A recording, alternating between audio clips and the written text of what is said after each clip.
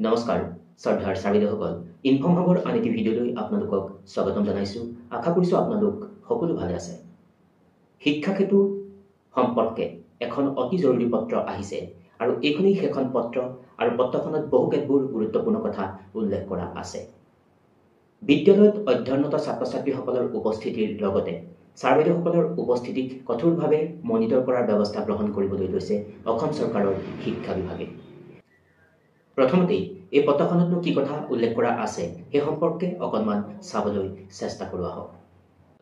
এইখনেই সেইখন পত্ৰ আৰু পত্ৰখন আহিছে government of Assam department of school education দিছপুৰৰ পৰা আৰু তাৰিখ আছিল 23/5/2025।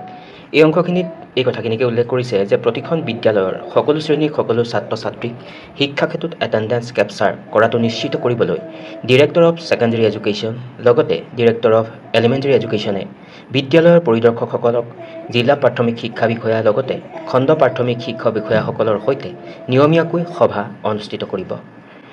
তাৰ পৰৱৰ্তী এই অংশখিনিত উল্লেখ কৰিছে আৰু সেইকাৰণে ইনস্পেক্টৰ অফ স্কুলছ DEEO BEEOসকলক ছাত্ৰ ছাত্ৰীসকলৰ লগতে শিক্ষক শিক্ষয়িত্ৰীৰ যি উপস্থিতি সেই উপস্থিতি বৃদ্ধিৰ বাবে বিদ্যালয় কৰ্তৃপক্ষৰ লগত সঘনে যোগাযোগ কৰি ৰাখিবলৈ বুলি ইয়াত উল্লেখ কৰিছে। একেবাৰে পত্ৰখনৰ শেষৰ অংশখিনিত উল্লেখ কৰিছে সকলো শ্ৰেণীৰ ছাত্ৰ ছাত্ৰীসকলক ডেইলি শিক্ষা ক্ষেত্ৰত এটেণ্ডেঞ্চ দিয়াৰ ক্ষেত্ৰত বিদ্যালয়ৰ প্ৰধানসকল অৰ্থাৎ প্ৰিন্সিপাল আৰু হেড টিচাৰসকল ৰেছপঞ্চিবল হ'ব বুলি এই অংশখিনিত উল্লেখ কৰিছে। ছাৰ বাইদেউসকল, এনেকৈ সেই পত্ৰখনত শিক্ষা ক্ষেত্ৰৰ সম্পৰ্কত বহুকেতবোৰ গুৰুত্বপূৰ্ণ কথা উল্লেখ কৰিছে। ছাত্ৰ ছাত্ৰীসকলৰ উপস্থিতিৰ লগতে শিক্ষক শিক্ষয়িত্ৰীসকলৰ উপস্থিতি নিয়মীয়াকৰণ কৰিবৰ কাৰণে যাৱতীয় কাৰ্যব্যৱস্থা গ্ৰহণ কৰিবলৈ সিদ্ধান্ত গ্ৰহণ কৰিছে। ইয়াৰ উপৰিও inspector of schools, district elementary education officer, block elementary education অফিচাৰসকলৰ সৈতে উচ্চস্থানীয় সভা নিয়মীয়াকৈ অনুষ্ঠিত হ'ব এই শিক্ষা ক্ষেত্ৰৰ এটেণ্ডেঞ্চৰ সম্পৰ্কত।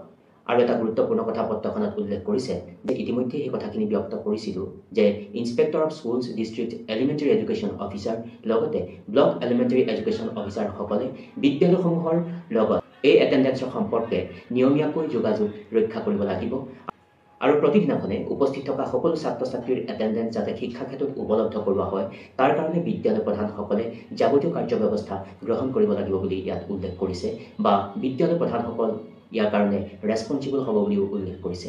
গতিকে বিষয়টো অতি গুৰুত্বপূৰ্ণ আৰু সেইকাৰণেহে কথাখিনি অৱগত কৰাবলৈ চেষ্টা কৰিলোঁ আৰু আশা কৰিছোঁ আজিৰ এই আলোচ্য শিতানে আপোনালোকক উপকৃত কৰিব।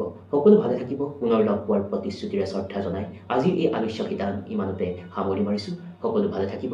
নমস্কাৰ। Take care.